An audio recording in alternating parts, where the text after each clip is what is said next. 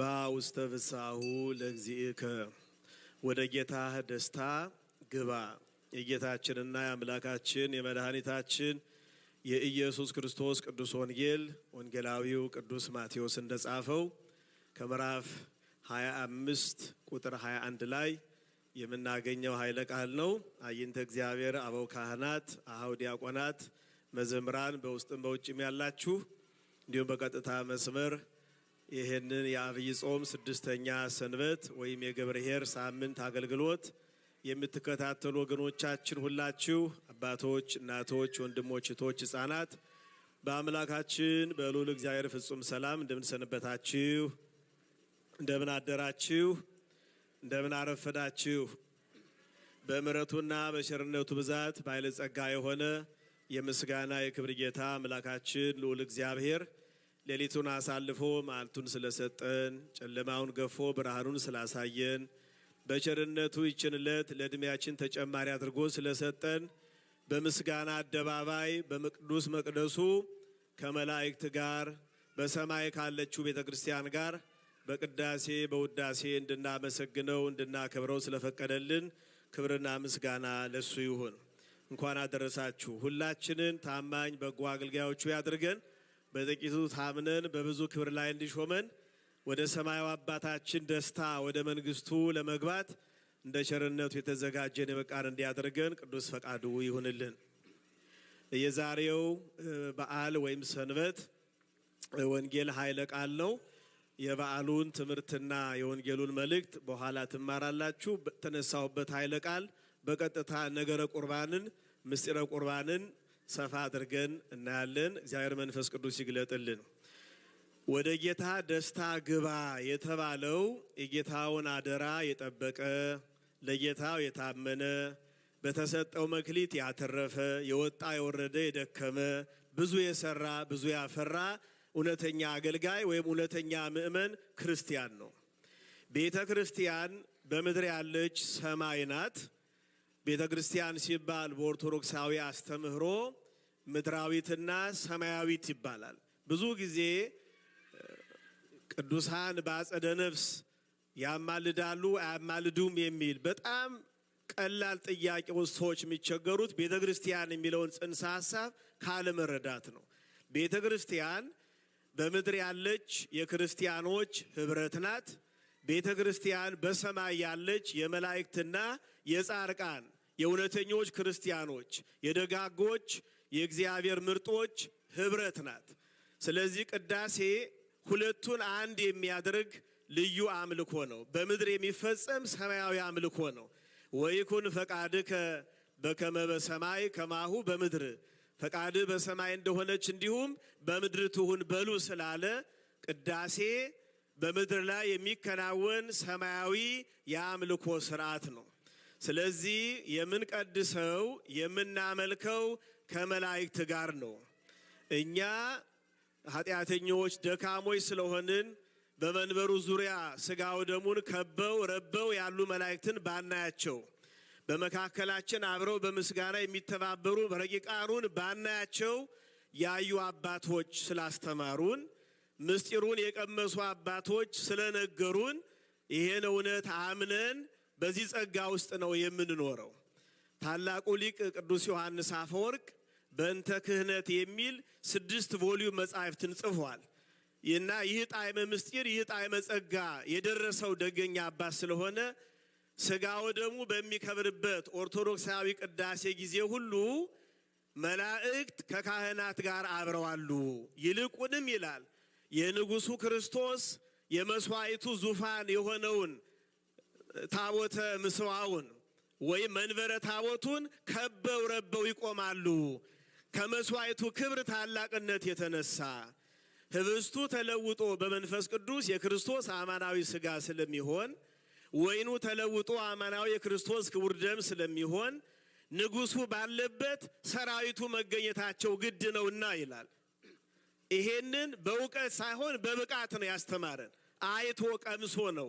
እግዚአብሔር መንፈስ ቅዱስ ይሄን ጸጋ ለሁላችን ይግለጥልን። በእውነት በቅዳሴያችን እኛም እንደምታውቁት ሰራዊተ መላእክቱ ለመድኃኔ ዓለም ይቀውሙ ቅድሜሁ እንላለን።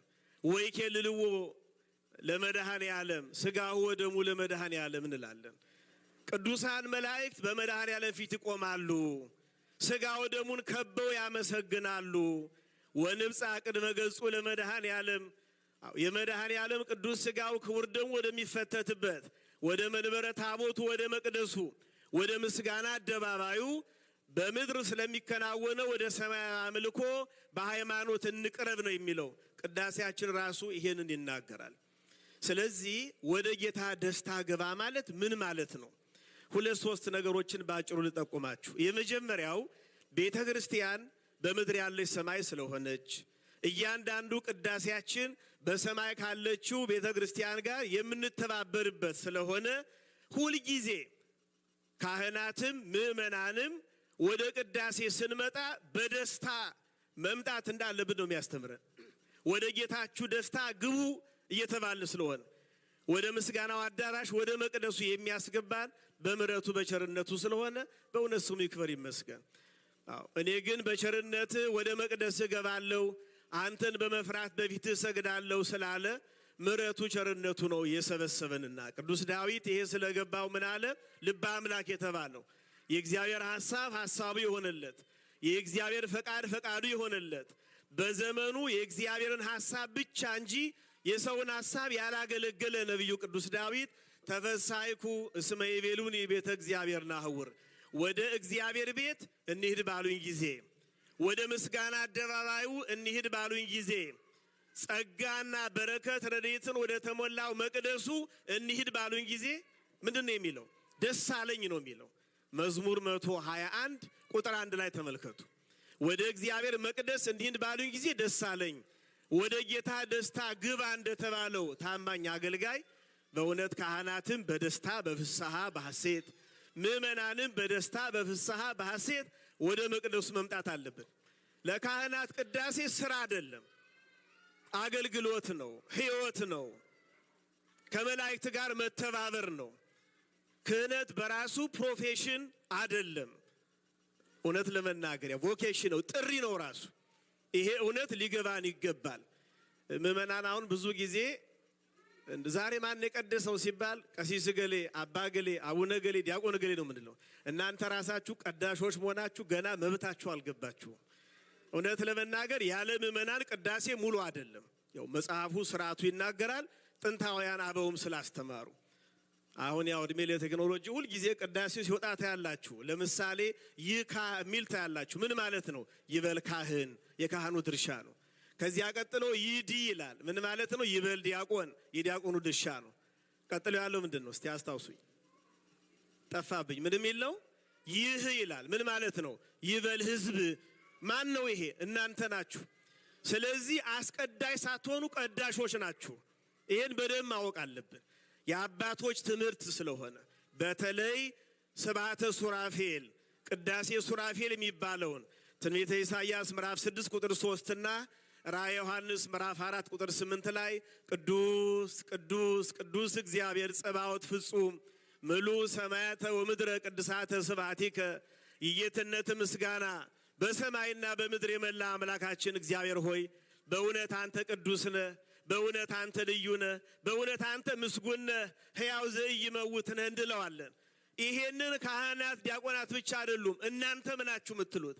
በዚህ ምክንያት ሱራፌል መካከላችን አሉ፣ ቅዳሴያቸውን እየቀደስን ስለሆነ። መላእክት በመካከላችን አሉ።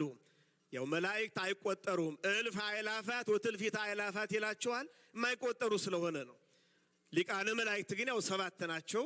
ቅዱስ ሚካኤል፣ ቅዱስ ገብርኤል፣ ቅዱስ ኡራኤል፣ ቅዱስ ሩፋኤል፣ ቅዱስ ፋኑኤል፣ ቅዱስ ራጉኤል እና ቅዱስ ሳቁኤል ሊቃነ መላእክት የመላእክት አለቆች ናቸው። እያንዳንዷቸው ግን ሰራዊት አላቸው የማይቆጠሩ። እነዚህ ሁሉ በቅዳሴ ጊዜ ከኛ ጋር ይተባበራሉ። ወሰው በቆምነ ውስተ ጽርሕከ ቅዱስ ይላል። በቅዱሱ መቅደስ በማደሪያ በቆምን ጊዜ ይላል የቤተ ክርስቲያናችን የጸሎት ስርዓት ንሄሊ ከመንቁም ከመንህነ ቀዋሚያን በውስተ ሰማያት ይላል። በቅድስና መቅደስ ውስጥ በቆምን ጊዜ በምስጋና በቅዳሴ በቆምን በተሰበሰብን ጊዜ በሰማይ መቆማችንን እናስባለን ይላል።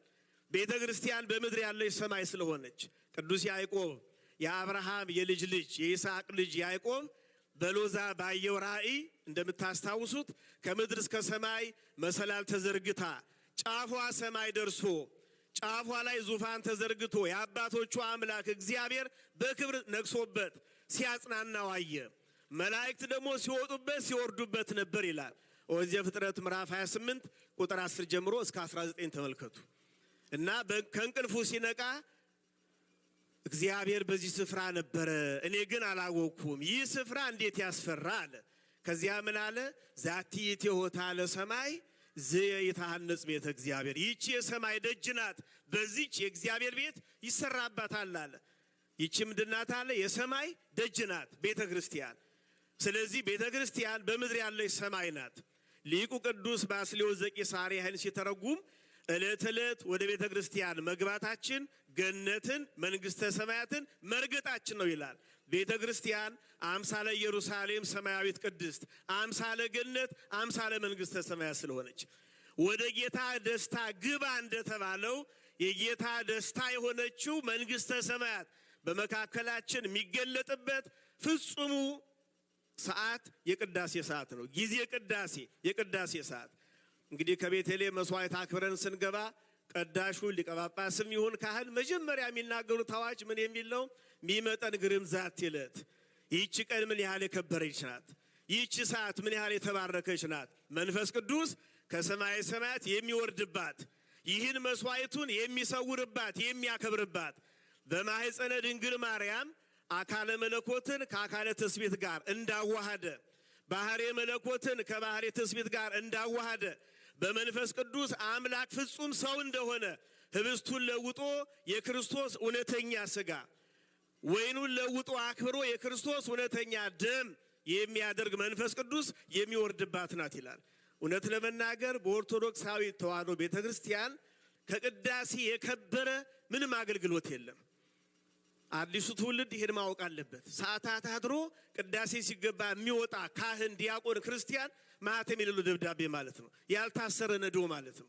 ማህሌት አድሮ የሚወጣ ካህን፣ ዲያቆን፣ ክርስቲያንም ይሁን ስራ የምትሄዱትን አላልኩም።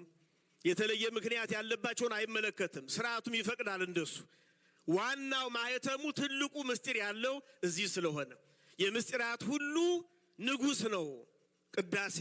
ምክንያቱም ሥጋ ወደሙ የሚከብርበት ስለሆነ ቅዱስ ቁርባን ደግሞ ከምስጢራት አንዱ ሳይሆን የምስጢራት ርዕስ፣ የምስጢራት ጉልላት፣ የምስጢራት አክሊል ስለሆነ እና ወደ ጌታ ደስታ ግባ ሲል ወደ መቅደሱ፣ ወደ ምስጋና፣ ወደ ቅዳሴው ሥጋ ወደሙ ወደሚከብርበት አምልኮ በደስታ በፍስሐ እንድንመጣ ያስተምራል። መንግሥተ ሰማያት በመካከላችሁ ናት ይላል። አሁን ቅዳሴ ተቀድሶ ሥጋ ወደሙን አክብረን እዚህ ስንመጣ ስርዓቱ ምን ይባላል? ድርገት ይባላል። አቁርበን ስንመለስ ወደ ከፍታ ይወጣል፣ እርገት ይባላል። እርገቱን እያሰብን እሱ ሌላ ትምህርት አለው። ባጭሩ ግን ወደ ጌታ ደስታ ግባ የሚለው እንዲሰመርበት ነው። ወርቁ ምንድን ነው? ቅዳሴ በምድር የሚከናወን ሰማያዊ አምልኮ ከሆነ ቅዱስ ሥጋው የሚከብርበት ስለሆነ ሥጋዬን የሚበላ ደሜን የሚጠጣ ምን አለውን ያለን እኛ ጌታ የዘላለም ሕይወት አለው፣ እኔ በእርሷ አድሬ እኖራለሁ፣ እርሷ ከኔ ጋር ተዋህደው ይኖራሉ አለ። ወደ ጌታችሁ ደስታ፣ ወደ ገነት፣ ወደ መንግሥተ ሰማያት፣ ወደ ሰማያዊ እረፍት፣ ወደ ዘላለማዊ ሕይወት ግቡ የምንባለው በዚህ ማዕድ ብቻ ነው። ከቅዱስ ቁርባን ውጪ ወደ ጌታችሁ ደስታ ግቡ መባል ስለማይቻል ምእመናን እንሁን፣ ካህናት እንሁን፣ ዲያቆናት እንሁን፣ በየትኛውም የሕይወት የሥራ ዓለም እንኑር፣ ሁላችንን አንድ አድርጎ ወደ ጌታ ደስታ የሚያስገባን ይኸው የቀራንዮ ማዕድ ነው። የክህነት ማዕድ ነው። የመንግሥተ እግዚአብሔር ማዕድ ይባላል። ቅዱስ ሥጋው ክቡር ደሙ። ቅዱስ ሱራፌል የተባሉ የሩሲያ ቤተ ክርስቲያን መነኮስና ሰማዕት ናቸው። እንግሊዘኛ መጽሐፋቸው ላይብረሪያችን ተገዝቷል። ገብታችሁ ብታነቡት ደስ ይለኛል። በቅዳሴ ዙሪያ 6 ትምህርቶችን የሰጡበት ተጠቃሎ ያለበት መጽሐፍ ነው። እዚያው ስለ ቅዳሴ ምን ብለው ተናገሩ? የቅዳሴን ነገር የማያውቁ ሰዎች ቢጠይቋችሁ ቅዳሴ ምንድነው ሲሏችሁ የጌታችን ኪዳን ነው በሉ። ይህን ለመታሰብ ያድርጉት ስላለ ስለኛ የተቀበለውን ሕማሙን፣ መከራውን፣ ሞቱን፣ ትንሣኤውን የምናስብበት ነው። ከጌታ ጎን የሚፈስ ሕይወታችንን የሚያድስ የሚቀድስ ወንዝ ነው። ከምንም በላይ ግን ወደ ሲኦል እንዳንሄድ ወደ ገነት የምንሸጋገርበት ወርቃማ ድልድይ ነው። በዋጋ የማይተመን እንቁ ነው። ውድ ስጦታችን ነው በሉ ይላል እና በሱ ካልሆነ ወደ መንግስተ ሰማያት የማትመጡበትን ይሄን የወርቅ ድልድይ ቅዳሴን አክብሩ ይላል። ቃል በቃል የተጻፈ ነው። በጣም የሚገርም ነው። አሁን በአሜሪካ ጎልደን ጌት ብሪጅ ይባላል። ብዙ ዓለም ያደንቀዋል።